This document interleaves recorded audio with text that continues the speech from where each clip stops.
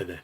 It's October the 7th, and we're continuing our journey through the prophecies of Jeremiah, Yirmiyahu in Hebrew. That means the Lord promotes or the Lord establishes. And we're reading from Jeremiah 8 and verse 8 through to the end of chapter 9. So at the beginning of our reading in 8 verse 8, there's this statement: the people are saying the law is with us.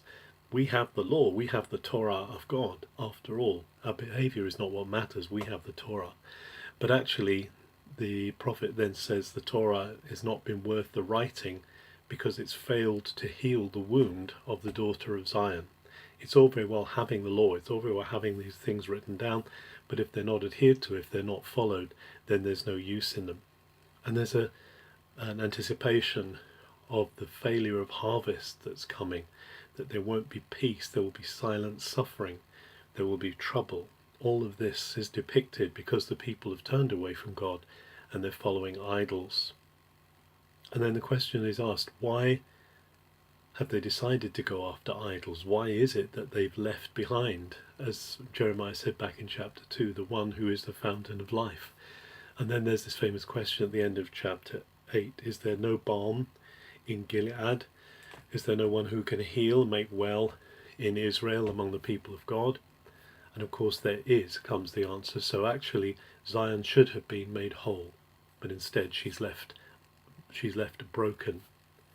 And then at the end of the chapter in Hebrew, verse 23 actually is the chapter 9 and verse 1 in the English version, and it's this cry that says, "Oh, that my head was waters and that my eyes were fountains of tears, so that I could weep for the daughter of Zion."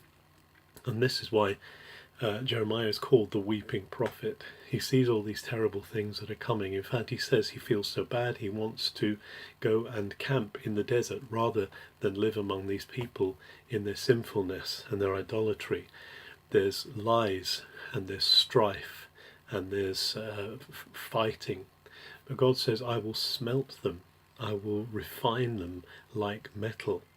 Because they've forsaken the Lord's instruction, they've forsaken his Torah that they boasted that they were following, they've forsaken the Torah, they've forsaken his instruction, and they've gone after the Baalim, they've gone after the non-God pagan idols. And therefore, the Lord says they're going to be scattered in chapter 9. Death has come in at the window, death has come into the palaces. But right at the end of chapter 9, there's this statement, that let the one who glories not glory in his wisdom, let the wise not glory in their wisdom, let them not glory in their human achievements, but this is what they can glory in. They can glory in the fact that they know the Lord. And that word in Hebrew is very important. The word yada is the word experience, that they have a relationship with. That's what's really worth celebrating. The human achievements are not worth celebrating, but the fact that we have relationship with God is worth celebrating. But right at the end of chapter 9 it says, but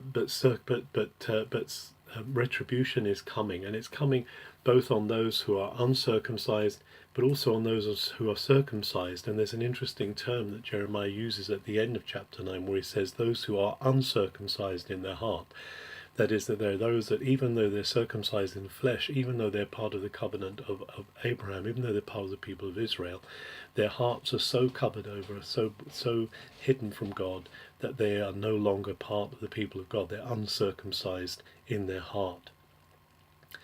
These warnings from the prophet are always worth listening to for us, even though we're under the grace of Messiah, of Jesus.